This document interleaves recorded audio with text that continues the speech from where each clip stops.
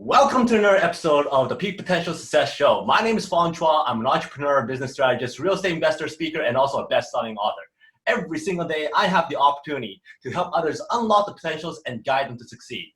Today, I have an amazing guest. This is somebody I met a few months ago, and he reached out. Once we started talking, I knew he was somebody I had to have on the show. He added so much value. He had so much knowledge. In fact, he's consulted with some of the biggest brand names out there like Kmart and Target. So he's been able to do a lot of different things and add a lot of value.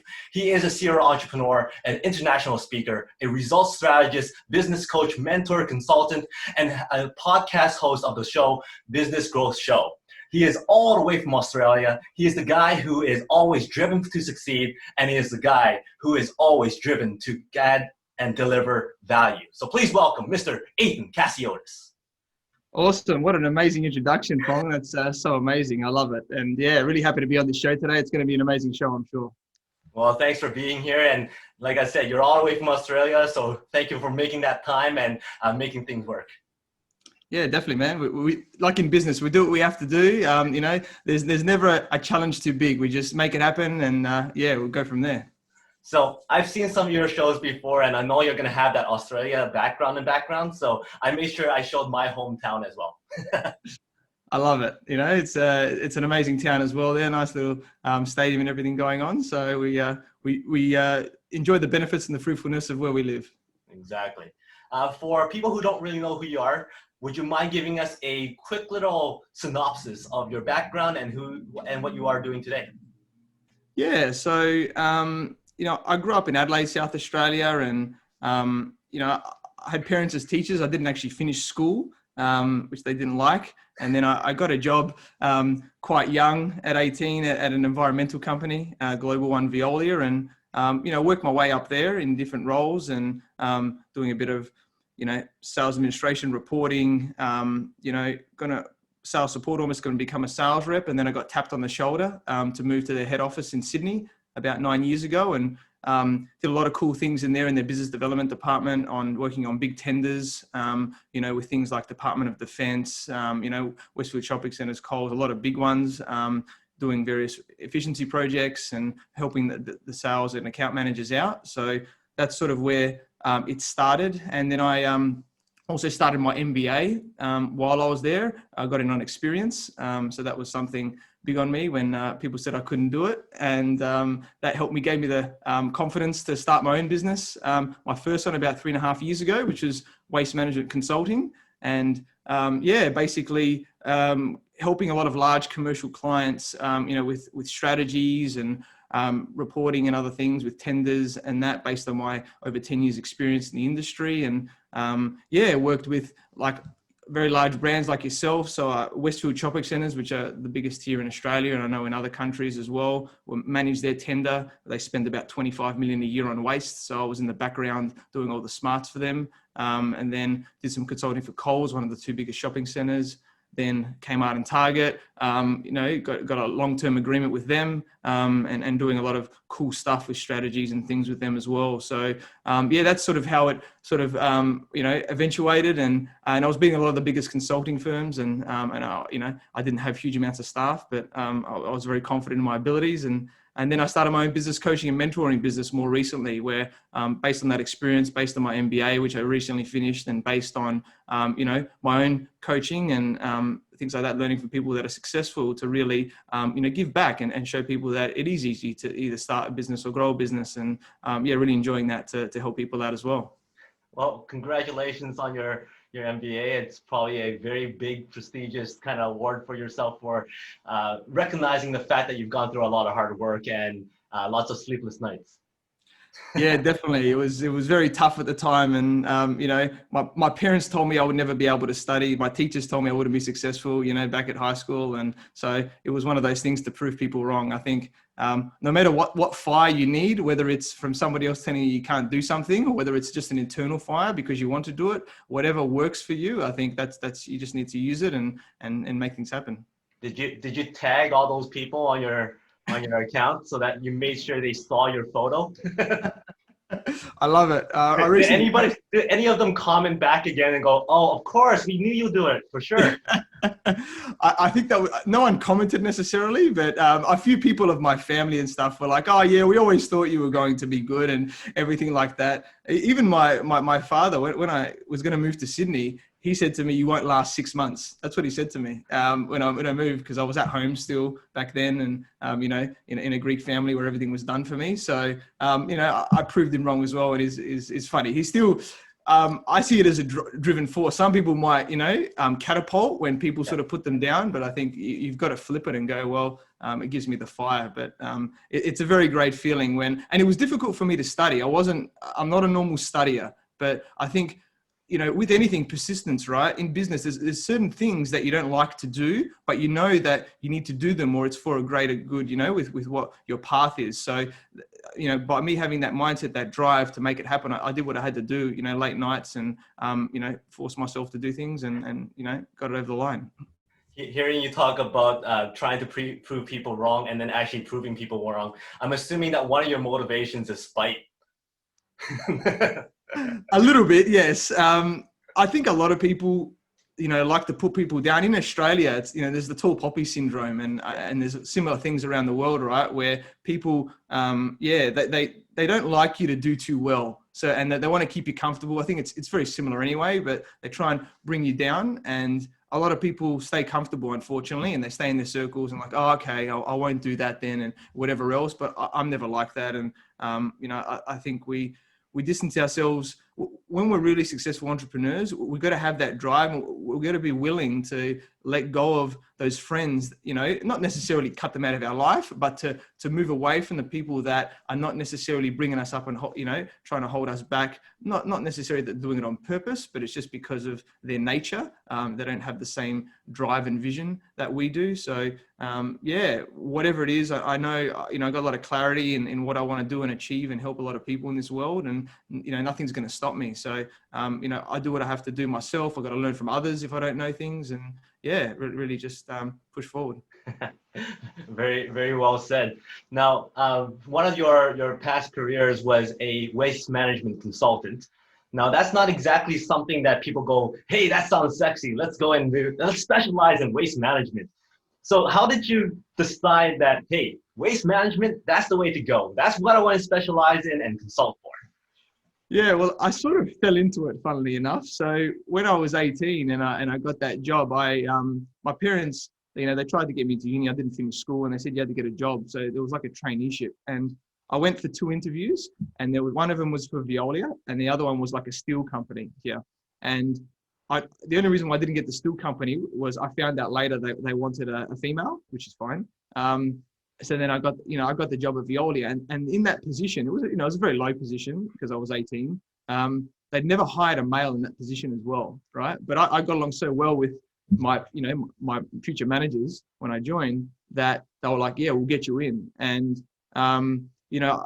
the IT guy left after 6 months. I took over all major reporting for the whole states of South Australia and Northern Territory. And, the sales report was wrong. I was analyzing it. I was like, this is wrong. You're giving your sales guys the wrong commission. So I rewrote that. There's a lot of things that I noticed, but I just fell into it. But when I started that job, I thought, well, waste and recycling is always going to be around, right? Like it's, you hear about these, in New York when the trash, when they stop it or anything like that, it's like, it's mayhem, right? There's just stuff everywhere. But there's always going to be that. So when I started there, I thought this is a sustainable industry, and I enjoyed it. And, I was doing a lot of cool things and a lot of different projects, a lot of progression. So I just stayed around for a while. And, over time, obviously they got me to come to Sydney, and, and then I was dealing with, sitting right outside the managing director's office, 10 meters away with all the big managers in there, and taking clients out on the company yacht, and, really, rubbing shoulders with a lot of big people in the industry, in the business and in the industry. And that sort of opened my eyes when I came to Sydney a lot more, and, really connected with those managers on purpose, build those relationships. As you know, relationships is really important in business, right? Whether that's within your business or with clients or other people. So I really built those relationships. And then, I sort of got to the over 10-year mark, and I thought, well, I can do this myself.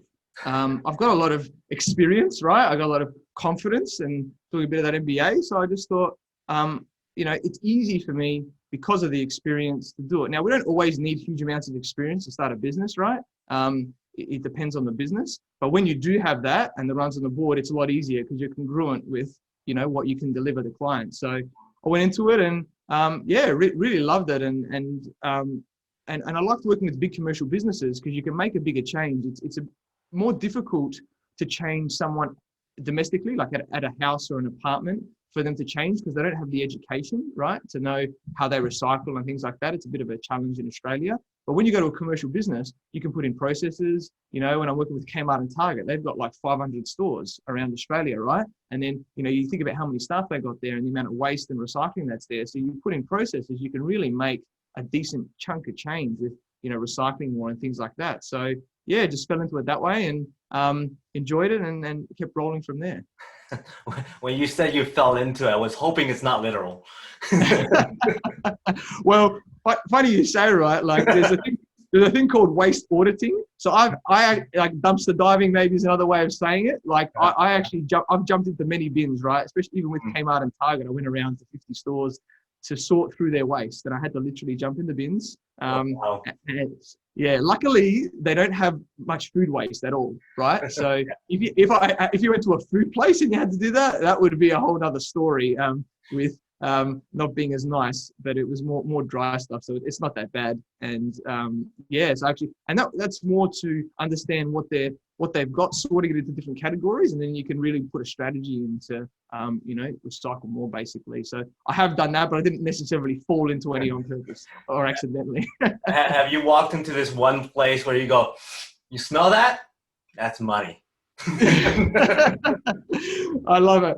I don't necessarily say that I love waste. It's funny that the liquid trucks, like the grease traps, when you go to a food place and the grease that comes out and the oil and things that they suck out, those trucks, they don't smell nice at all. They're the worst smelling stuff.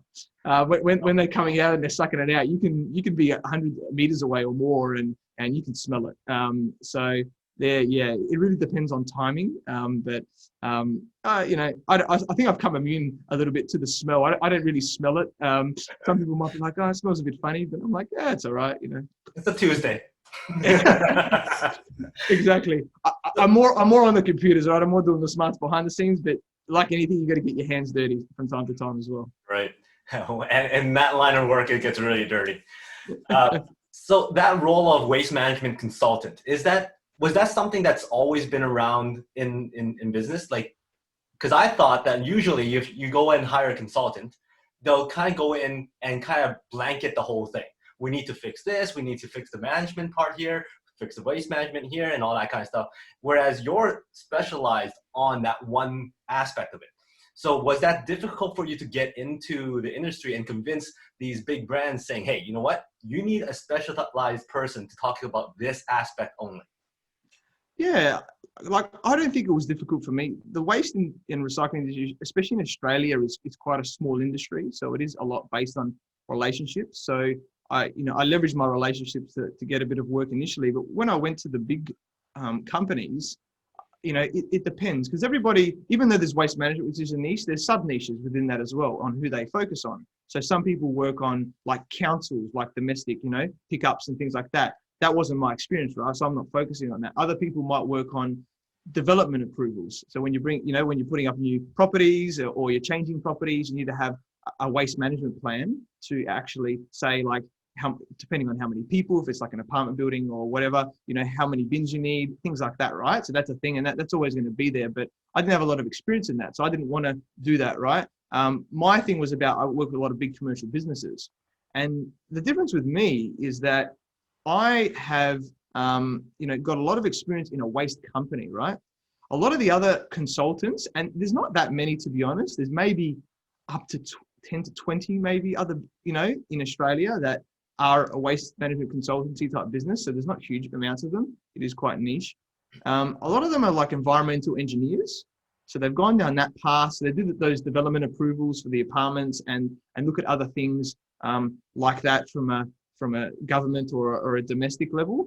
Whereas I'm focusing more on the commercial space. So they don't have that experience. They don't know the way the waste companies work, and they don't have that. So that was really my niche within a niche, where I go to these businesses and I go, I'm going to basically, I know all the secrets. I'm going to make sure we get you the best result from the start, ongoing, everything like that. And I think, like with anything in business, it's all about your sales skills, right?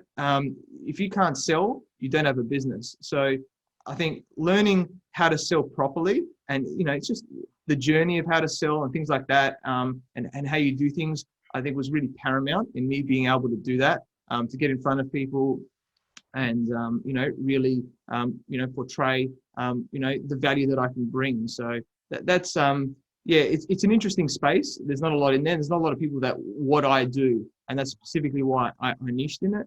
And and I'm very confident that I'll do a better job in that area than anybody else. That's why I get the business. That's good. Now, for somebody who's been so successful in that first part of that career of yours, and now you're transitioning, or you've transitioned into business coaching and mentoring and consulting in the business realm as a whole, how has that translated towards that aspect of it? Like the relationship building that you've done before, how did that translate over to what you're doing now? Yeah, definitely. It's definitely big, and like relationships are everything, like we said. And I was fortunate to have certain coaches and mentors and people that I worked with in that area, and they helped me to grow my business in that area as well, and I helped to grow theirs. So there was a sort of a reciprocal thing, like we do, where we help each other out, and that. So that definitely helped. And and basically, in the end, I really enjoy the business coaching mentoring. It's something I was doing naturally anyway. So before I started the business, people would come to me, they'd ask me for things, and I would naturally do it anyway. Like it would come to me naturally. So I thought, well, why don't I actually do this? It's something that I really love. And, I've done it for myself. I can do it for others. I'm, actively, investing in myself as well. And so then, you start to, with those relationships you leverage those relationships to say, this is what I can do as well. And then it's also, connecting with people, right? There's a lot of different avenues of how to connect with people, social media, the different platforms and that, building relationships on there as well with the people. And as you build that over time, that's how you can really, connect and look at ways of working with each other. So, relationships are really key in anything. If you understand how to do that, that's going to be really a differentiating factor on how successful you're going to be. What would you say is one of the biggest lessons you've gotten for building strong strategic relationships? Building strong strategic relationships. I think initially you've got to add value first to a relationship.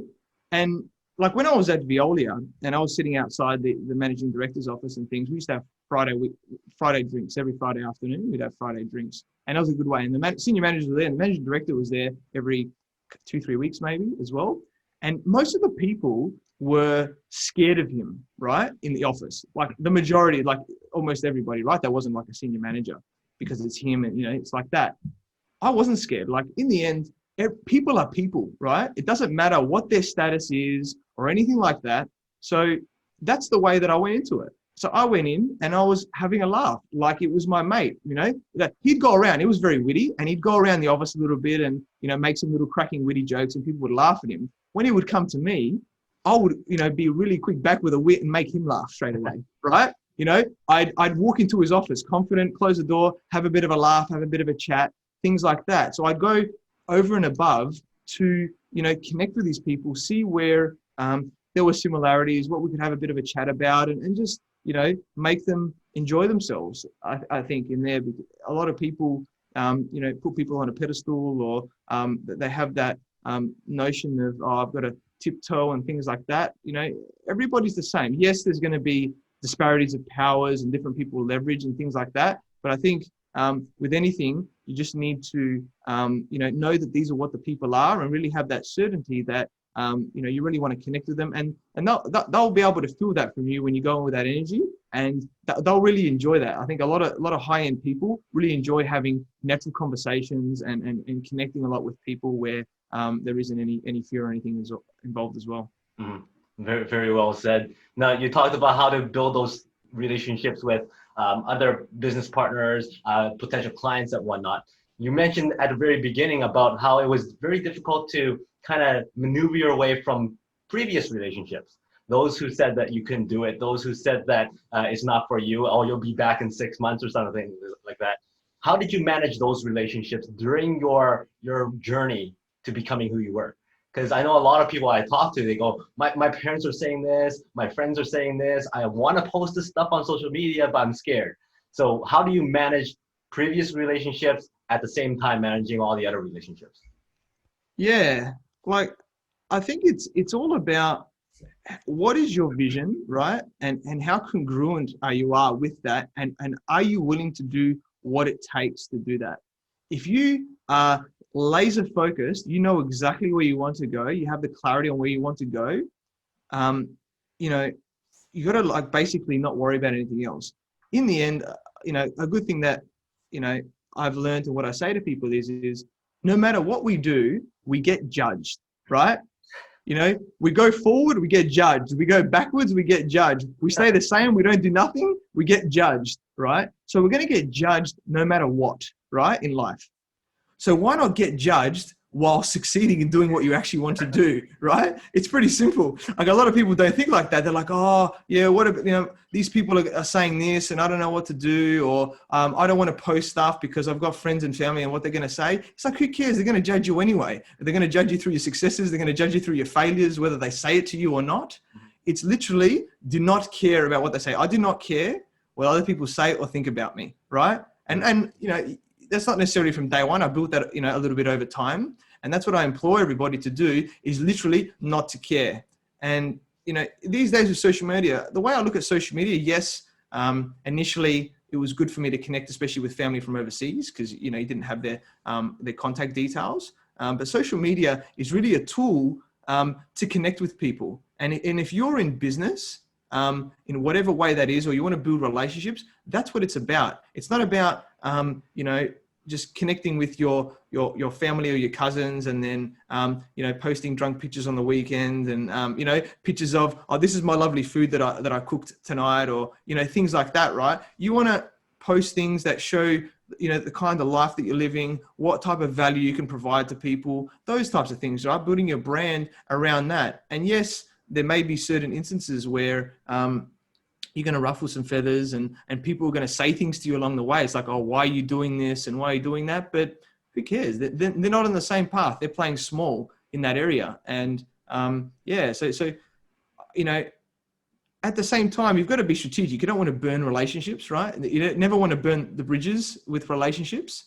So you've got to be strategic in how you frame it to these people. Number one, you don't care, but also, get people to understand, go, listen, this is what I'm doing. I don't want to, burn this. However, it depends on the situation, but you've just got to get them to understand, have your emotional intelligence, don't emotionally react, right? And just say, this is what I'm doing. It's up to you if you want to support me or not. It doesn't bother me, right? And you do your thing. And if you do that to people, they're going to be like, wow, okay, what do I do? And then eventually they're going to see what you're doing, that you've got this focus, and they're going to still want to be around and see what you do, whether or not they're active in your life or not. Now, when you build all those great relationships, another thing I think that probably somebody gave you a comment about, oh, that's not going to happen, or it's not going to work out, is you launching your podcast, right? So because you have lots of great relationships, your podcast is actually very, very successful. Tell us more about your podcast and why people should listen to your podcast. Yeah, thank you. It's an amazing podcast, and I've always been thinking about it, and sometimes you just need a little bit of a push from someone. So my coach just said, you need a podcast, and I'm a very quick action type person. So as soon as I heard that, within 2 weeks I started my podcast. It was like quick action. All right, let's make this happen. Go into my network and that. So really enjoyed it. And so the Business Growth Show is my podcast, and basically I talk about all components of business and how to utilize them for exponential growth. So I've got a lot of, high quality entrepreneurs, including yourself. I interviewed you, which is an amazing episode. I definitely recommend everybody to look at that episode. We've got some amazing value from Fong there, and a lot of other high-end entrepreneurs, a lot of celebrity guests. I've got some amazing guests coming in the near future as well, of course. And really, there's a lot of different focus areas. I've got a very broad range of business with my knowledge of my MBA and a lot of other things. So I focus on different areas based on where, these people have specialities in these areas. And I know a lot about this stuff as well. And there's a lot of awesome value that comes out of it. So depending on, the topic that you want to listen to, or depending on, what you like, I think all the episodes are amazing. They all provide different amount of value. So really implore you to check it out. And I'd love to hear your thoughts on what you think as well.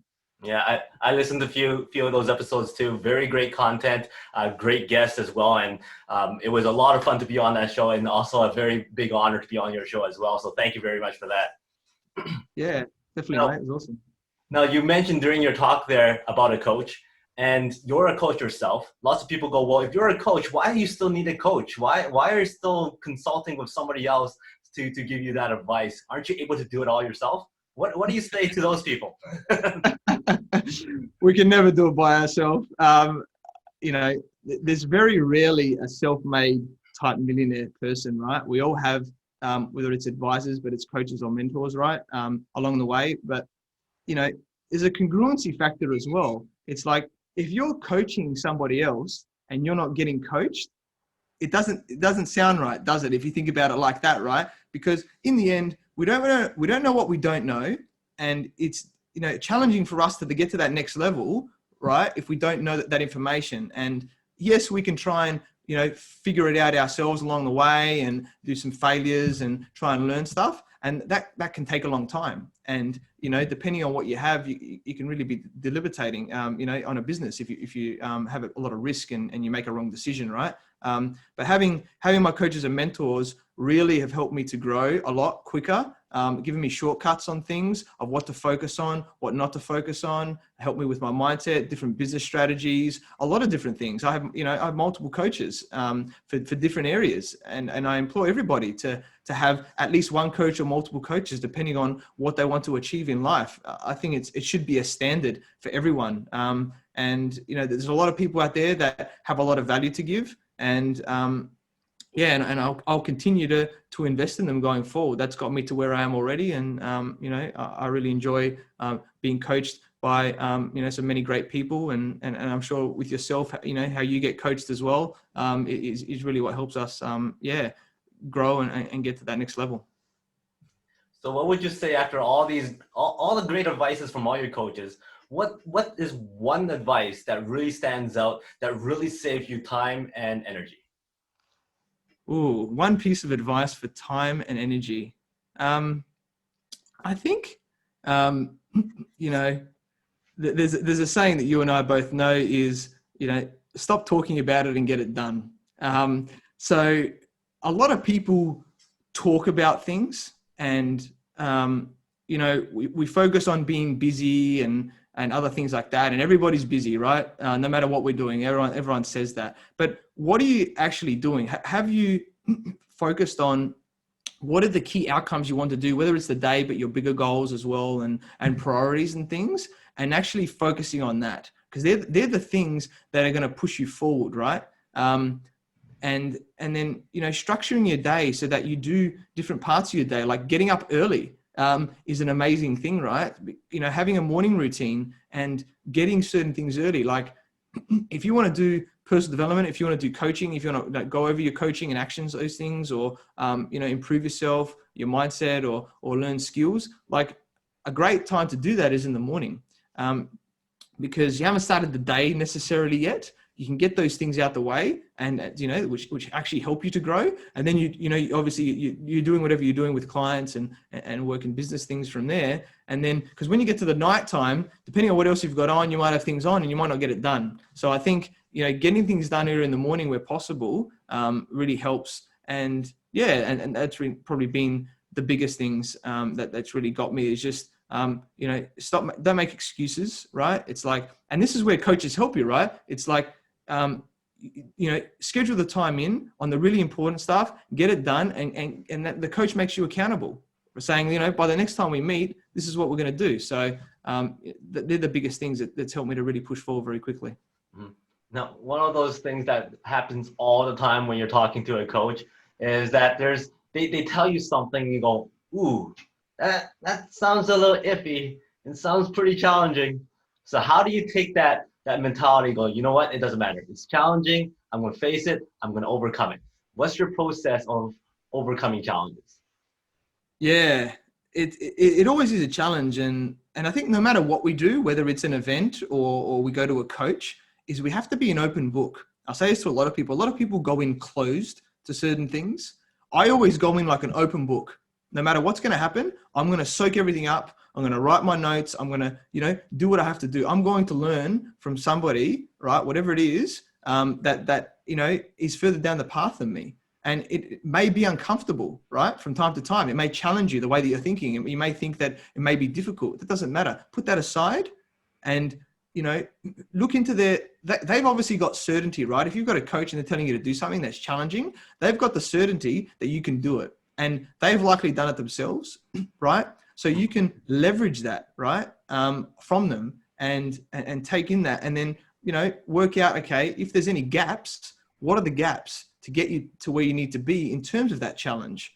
And then really, using the momentum and pushing forward and making that happen. I think there's no challenge that's too big, right? There's always a solution to something, and it's having that mindset that that's the case. And then, looking to your coach and people around you that, can help you with no matter what challenge there is. Because that's really the biggest thing about if people procrastinate or don't do things is this, that probably the challenge is too big and they don't know what to do. Or it's like, go ask somebody, go ask your coach, say, what do I need to do here? And if they don't know, obviously if they told you, then they should know what to do. But then if there's something bigger than that, then maybe find somebody else that, because it's really going to get you there. Otherwise, you're just going to be, not growing in the way that you want to grow. Now, during this period of time, there's a lot of challenges with COVID and everybody locked in and all that kind of stuff. How have you adjusted to the situation that most of the other people within your industry have not been doing? Yeah, like everything's online now, right? COVID, everyone, depending on where you are in the world, there's different lockdowns and things like that. In Sydney here, we're quite open. There's only very small events and gatherings, but we still can do most things, unlike Melbourne, which is still locked down at the moment here. Every other country is different. So it's really, it's funny that a lot of people think that we're disconnected with people because we can't see as many people, but I think it's actually opened us up more to people, especially globally, right? Because of this situation. And, things like Zoom and other things, is a really great way of connecting with people. And then it's like, okay, well, the media, social media is, really the, whatever platform it is that you're on, certain ones that, have different, ways of connecting with people, but that's really the avenue where you need to focus on. So it's like, okay, that's where you get the connection with people now and how you can really put yourself out there and, build that up over time, and then, create your own, community, whatever it is, and people that, really, love what you do. Right. And putting yourself out there. I think consistency is really a big thing with social media. So post about what you're doing, your results, the value you can bring, all these different things, right, on there so that you can show what it is. And then people are going to be like, oh, you're always in the forefront of people's minds. People are going to be like, I want to connect with people, everything like that. Keep relationship building. And then that way you've still got that connection. And then, you'll be able to help a lot more people and then use the other platforms like Zoom and things like that to connect either on a one-on-one or in a group level, whether or not you're facilitating, whether or not you're just being part of that in terms of a community and really growing from there. And then that's where you grow. So even though, I'm not seeing a lot of people physically right now, I'm probably seeing a lot more people online than I ever have by connecting with those platforms. And sure enough, if it wasn't for this lockdown and Zoom, I probably wouldn't be talking to you as much as I have been. So that's a big benefit of what's going on if we could actually pick some benefits out of the situation. So it's been a great change. to adapt with the situation. Now, for somebody yourself who's been very successful in what they do, you're doing very well now too. What still drives you?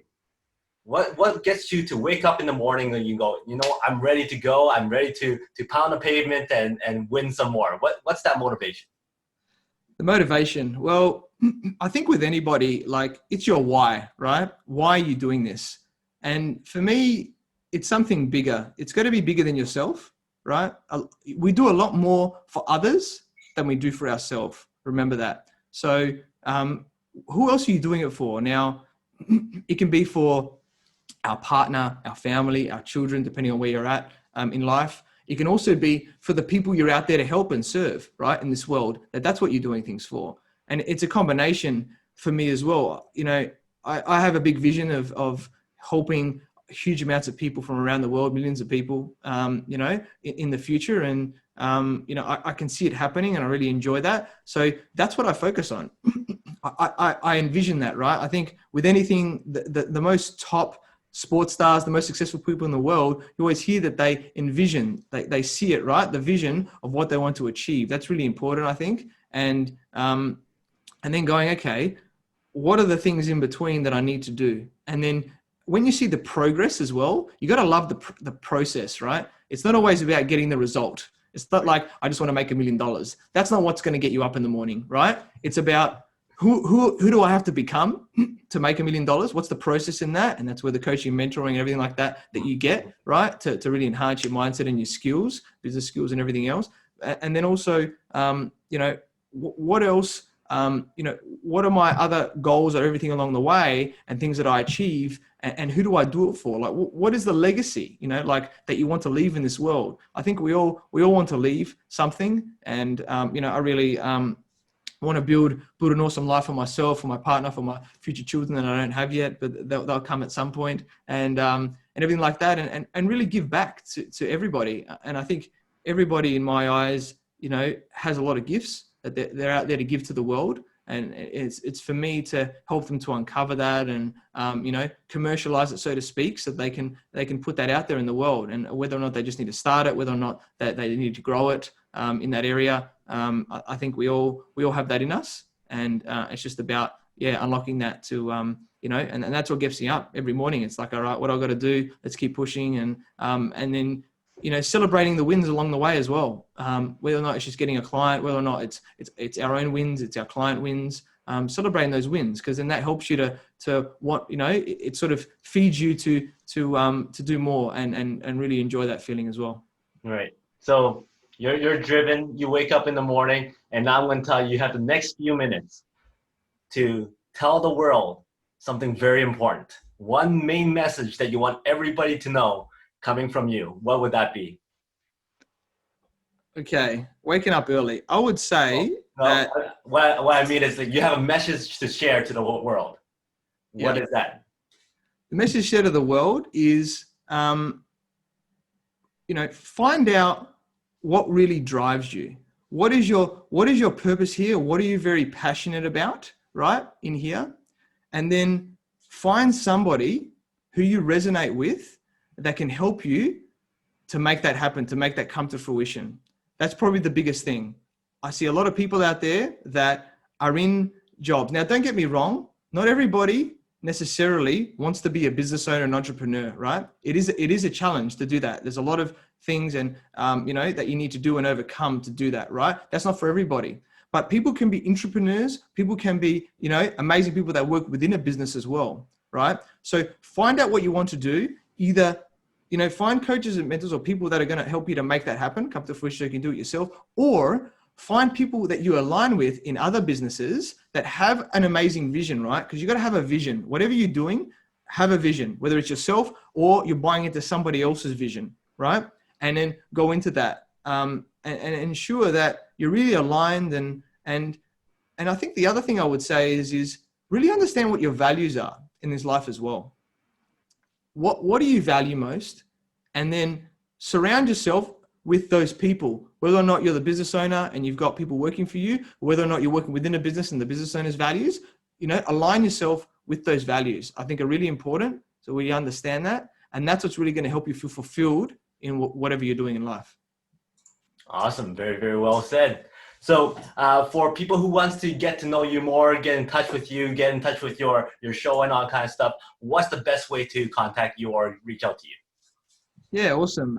So I'm on the 3 main platforms like Facebook, LinkedIn, and Instagram. Facebook's probably the best one for me that I'm the most active on. So Athin Cassiotis. If you're seeing it on video, you can see the words there, but it's spelled Athin, first name, and then the surname is Cassiotis. And I've also got my website, athincassiotis.com. My business growth show, if you look on my Facebook and things like that, then you'll see the links, to my show in there.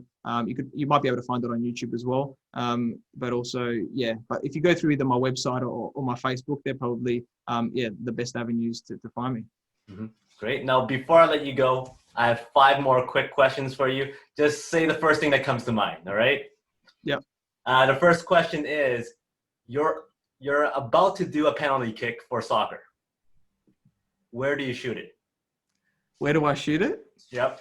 Okay, I would shoot it because I've played soccer, competitive soccer, like a lot of my life. I would shoot it. I'm making you tell us your secret. I think going, low and to one of the corners, right? So it depends on what foot you're on. I'm a right footer. Predominantly, even though I can kick with both feet. So the easiest way if you're going from a right foot is to hit it into the right corner, right? In that way, because of the way your foot's going. If you keep it low, it's harder for the goalkeeper to dive and get it as well. Because if you try and go too high, there's a potential that you're going to kick it over. So keep it low. So what's the percentage of scoring? Percentage of scoring? Like I haven't taken a lot of penalties over the time. I wasn't always the designated penalty taker, but I normally was pretty good in that. I was a utility man when I played. So I played defense, I played midfield, things like that. So I've scored a few cracker goals.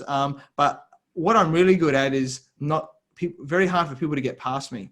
So I'm the type of person that if they've got a really good player on the team, like their best player, you put me on him and he's not going to do anything for that game. That's really, probably my biggest skill in that game and where I can really help the team a lot. Awesome. That was actually a 2-parter. So the second question I have for you, you have the chance to play anybody in tennis. Who would you want to play against? Ooh, anybody in tennis. Now, is this... They could be retired or active. Doesn't matter. Yeah. There's so many awesome people, right?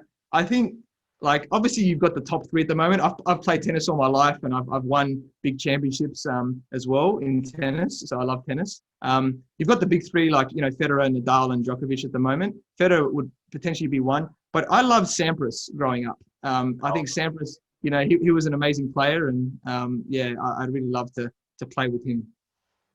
Awesome. Third question. I see the opera house in the background there. You have a chance to perform something at the opera house, but you can't speak on stage. What would you perform? But I can't speak on stage. Okay. For a speaker, that's easy. There you go. I'm going to go speak. Well, no, you can't speak. What are you going to perform? There's 2 things that I'm good at, right? That probably not a lot of people know. But I'm good at doing voices, right? So I could do that.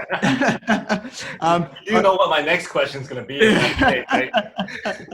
And I'm also actually good at dancing, right? That I taught myself how to dance. I never went to any lessons, but I just liked it going up. So maybe it might be a combination of both or something like that. I don't know. I do something very unique, I think. So that's what I would do. This wasn't part of my questions, but since you said it, you get a choice. Do you want to dance right now, or do you want to give us a quick little voiceover act? It's a bit probably hard for me to dance right now where I am, but maybe I'll do a little bit of a voiceover or something like that. So your best impression? Best impressions. When I was young, I loved Simpsons and the snake character. So it'd be, all right, I got myself a bed. Bye. I could do many more. I can do a robot. So, hello, my name is Athin. This has been an amazing show. Thank you, Fong. That's the first. I thank you. Thank you. That made my day. That's all right, Fong. You know, we've all got different talents, and yeah, happy to share them for the first time on your podcast. Awesome. I'm sure you didn't expect to do that on anybody else's show, so it's all good. Definitely not. We roll with it. Next question. You have Pete Sampras in your dining room. He's hungry. What are you preparing for him? What am I preparing for him? Well, I've started to go down a more healthier route. So I think I'd prepare a lovely fish dish, what I would have, and then I would have a lot of veggies, a lot of salads, and a lot of variety of things like that. I think, I still eat meat from time to time. Don't get me wrong, but I really enjoy my fish and really can do it really well. And then have a lot of different veggies and salads and stuff because I'm sure he's very big on eating healthy as well, being an extreme athlete. So want to give him something that's gonna taste nice as well as give him the fuel and all the nutrients he needs as well. Awesome, great. And I know you know what's gonna come last. What is success like? And I have 5 cards here. Pick 1 to 5. Let's go number 3. 1, 2, 3. So how is success like a grandfather clock? Success is like a grandfather clock. Okay. So success is like a grandfather clock because it's a journey. And, if you look at it constantly, you're not really going to see the journey if you're just looking at it. But over time, the journey unfolds. And then there's going to be certain times in your life where either something big happens, whether it's a success or a failure. And this is where the grandfather clock goes off and does the big chimes and lets you know that this is what's happening. And that's to really either celebrate or to warn you about something as well. So there's always going to be peaks and troughs and chimes like the grandfather clock along the way. But don't necessarily focus always on what you're doing right now. It's about the progress. And as the grandfather clock goes around, you'll notice that's the progress that will happen. Well said. Thank you very much. So that is how success is like a grandfather clock. You heard it from Athin. Thank you very much for your time and all your great stories and your wisdom. It was joy to have you here. Yeah, awesome. Thanks a lot, Fong. And you're an amazing host. Thank you so much for having me here. It's been awesome. And you've got an amazing show as well. I definitely, recommend everybody to listen to your show. It's really awesome. And provide heaps amount of value and keep pushing on and sharing our gifts with the world. Great. Thank you very much. So everybody, make sure you catch his show, the Business Growth Show. And that is Athin Cassiotis. And my name is Fong. Until next time. Today is the day to unlock your potential. We'll see you later. Bye.